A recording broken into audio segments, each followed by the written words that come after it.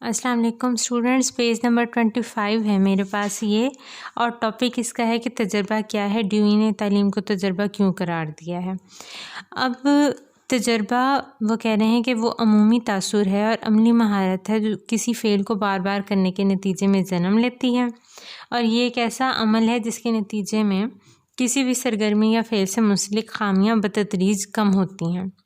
ہم سب کو پتہ ہے کہ تجربہ کیا ہے، ایکسپیرینس کیا ہے، اس سے ہوتا کیا ہے۔ اس سے ہوتا یہ ہے اصل میں کہ جب آپ ایک چیز کو بار بار کر کے دیکھ لیتے ہیں تو آپ کو پتہ چل جاتا ہے کہ آپ سے کہاں پہ غلطی زیادہ ہوتی ہے، آپ اس غلطی کو کم کرنے کی کوشش کرتے ہیں۔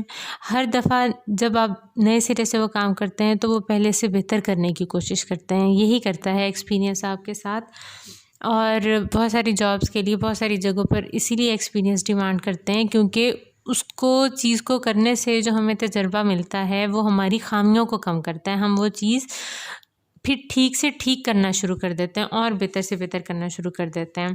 اس کی آگے کچھ ہیڈنگز بھی ہیں کہ تجربہ سائنسی ترقی کی بنیاد ہے، پھر تجربہ معاشرتی فہم کی بنیاد ہے، ہر تجربہ نئے امکانات کو جنم دیتا ہے، تدریسی مواد تجربات کا مجموعہ ہوتا ہے۔ تدریسی مواد کا مطلب ہے کہ جو آپ کی کورس کی چیزیں ہیں وہ ایسے ہی ایک دن کسی نے بیٹھے بیٹھے تو نہیں لکھتی نا، وہ کافی عرصہ سوچ بچار اور تجربات کے بعد ان کو ترتیب دیا گیا۔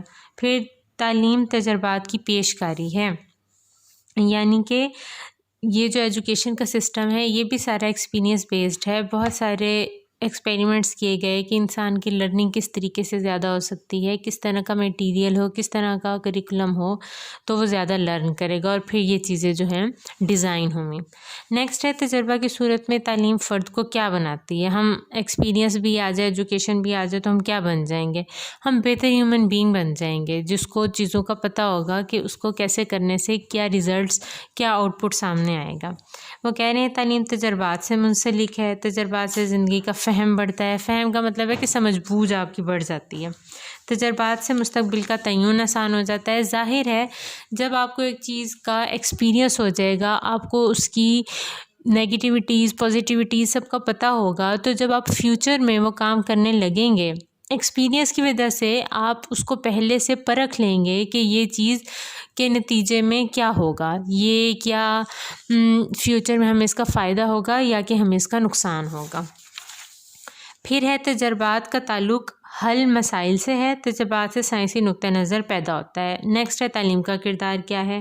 ہم نے جب سے یہ چیپٹر سٹارٹ کیا ہے ہم تعلیم کے کردار کو بھی ڈسکس کر رہے ہیں کہ تعلیم کا رول کیا ہے، وہ کیا کرتی ہے۔ تعلیم اور قومی تشخص، تعلیم ہمیں آئیڈینٹی دیتی ہے۔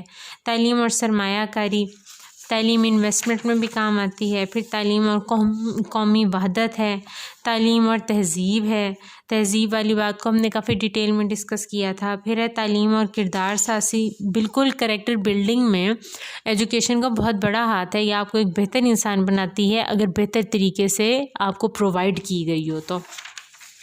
پھر ہے تعلیم اور قومی ترقی۔ ظاہر ہے جب آپ ایک بہتر انسان ہوں گے، بہتر شہری ہوں گے تو آپ اپنے ملک کے بھی کام آئیں گے، اپنی قوم کے بھی کام آئیں گے، اپنی سوسائٹی کے لیے ایک پازیٹیو کریکٹر بنیں گے۔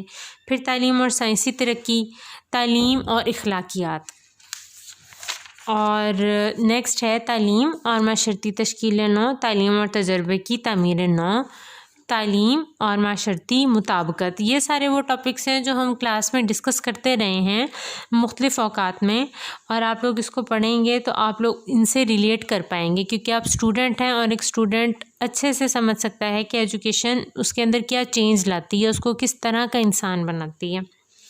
نیکسٹ ہے قومی زندگی کے مختلف پہلوؤں پر تعلیم کے اثرات کیا ہیں۔ اب ہم اس کو دیکھتے ہیں نیشنل لیول پر، کہ پہلے تو ہم اپنی بات کر رہے تھے، فرد کی بات کر رہے تھے کہ ایک انسان جو تعلیم حاصل کرتا ہے تو اس کو اس کا کیا فائدہ ہوتا ہے یا کیا اس کے اوپر اثرات ہوتے ہیں، لیکن نیشنل لیول پر اس کے کیا اثرات ہوتے ہیں۔ وہ کہہ رہے ہیں کہ تعلیم اور نظریاتی پہلو، جب آپ کے ملک میں ایجوکیشن زیادہ ہوگی، ایجوکیٹڈ لوگ زیادہ ہوں گے تو آپ کے ملک کا ایک نظریاتی پہلو ڈیولپ ہوگا، یعنی ایک آئیڈیالوجی ڈیولپ ہوگی، لوگوں میں سمجھ بوجھ آئے گی نا، ایکسپوجر آئے گا تو تب وہ چیزوں کو سمجھنا شروع کریں گے۔ پھر وہ اپنے سیاسی پہلوؤں کو بھی سمجھیں گے، اپنے سوشل اسپیکٹس کو بھی سمجھیں گے۔ جو ہماری سوسائٹی میں اتنی زیادہ ڈارکنیس ہے، ہم سنتے ہیں کہ بہت ہی عجیب و غریب سے واقعات ہوتے ہیں جو کہ بالکل ذہن تسلیم بھی نہیں کرتا کہ ایسے بھی کوئی کر سکتا ہے کسی کے ساتھ. ہم ریپ کیسز سنتے ہیں, ہم بچوں کے ساتھ سنتے ہیں, بہت سارے کیسز جو ہوتے ہیں. تو یہ سب کیا ہے, یہ ہماری سوسائٹی کیونکہ سائیکولوجیکلی بہت زیادہ ڈسٹربڈ ہے, ہم کیونکہ بہت زیادہ ڈارک اور فرسٹریٹڈ ہو چکے ہیں ایز اے سوسائٹی, تو اس وجہ سے یہ سارے ایشوز ہیں. اور یہ ایجوکیشن سے بھی دور ہونے کی وجہ, جب آپ ایجوکیشن سے قریب رہیں گے, آپ اپنی کریکٹر بلڈنگ پہ فوکس کریں گے, آپ ایک اچھا سٹیزن بننے پہ فوکس کریں گے, تو یقیناً اس طرح کے کیسز بہت ہی زیادہ کم ہو جائیں گے اور آپ کی سوسائٹی پھلے گی پھولے گی. نیکسٹ ہے تعلیم اور معاشی پہلو اور تعلیم و نفسیاتی پہلو. دیکھیں یہ تعلیم و نفسیاتی پہلو آ گیا, یہ جو ابھی میں ڈسکس کر رہی تھی کہ جو ہم ریپ کیسز سنتے ہیں, ایکچولی وہ نفسیاتی طور پر ڈسٹربڈ ہوتے ہیں ایسے لوگ جو اس طریقے سے اب نارمل ایکٹیویٹیز کرتے ہیں. تو اگر ایجوکیشن ان کو پراپر وے میں ملے اور وہ ایجوکیشن پراپر وے میں لیں تو یقیناً وہ سائیکولوجیکلی بھی ہیلدی ہو جائیں گے. نیکسٹ ہے تعلیم اور اخلاقی پہلو. نفسیات اور اخلاق کا بھی کسی حد تک آپس میں تعلق ہے. جب آپ نفسیاتی طور پہ ہیلدی ہوں گے, آپ کی اخلاقیات بھی بہتر ہوں گی, تو تعلیم یہ والا کام بھی کرتی ہے. اس کے ساتھ ہی آپ کا یہ والا چیپٹر ختم ہو گیا. یہ اینڈ میں کویشچنز دیے ہوئے ہیں, آپ ان کو 20 مارکس کے حساب سے پریپیئر کرتے جائیں. ہیڈنگز آپ لوگ ساری کریں گے, بیچ والا میٹیریل آپ اپنی مرضی سے کم یا زیادہ کر سکتے ہیں. یہ والے بھی کویشچنز ہیں. نیکسٹ لیکچر میں ہم چیپٹر نمبر 2 اسٹارٹ کریں گے جو کہ ہے فلسفہ تعلیم.